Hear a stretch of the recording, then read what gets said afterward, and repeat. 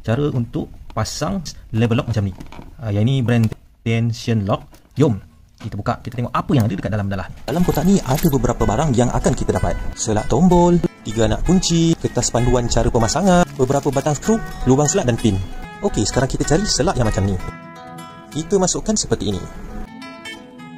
Hanya besarkan bahagian bawah dan atas sahaja, kerana bahagian inilah yang tak muat. Okey, kita try masuk. Alhamdulillah, muat, cantik, cun. Okey, kita try pula kalau kata kita tutup pintu. Yang ini kita kena tengok gap antara pintu dengan bingkai pintu. Kalau tak boleh tutup, nampaknya kita kena korek dekat belakang selak ni pula. Mujur aku punya okey. Kita teruskan je lah dengan pemasangan skru.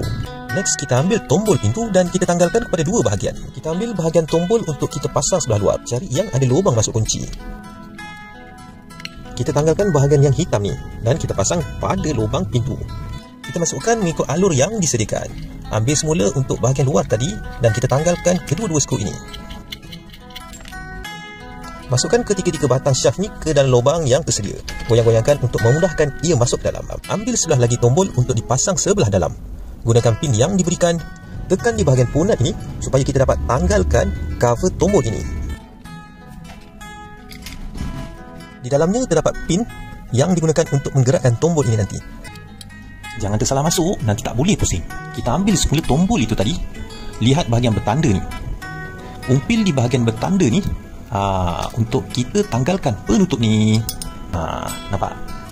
Masukkan semula adjust punat untuk masuk lebih rapat. Pasang dan ketatkan semula 2 skru ni balik. Masukkan pula cover ni, tekan dan ketatkan. Masuk untuk pasang handle yang tebal yang tadi. Ambil pin ni, letakkan pin ni sebelum pasang tombol handle. Masukkan tombol handle mengikut acuan dia.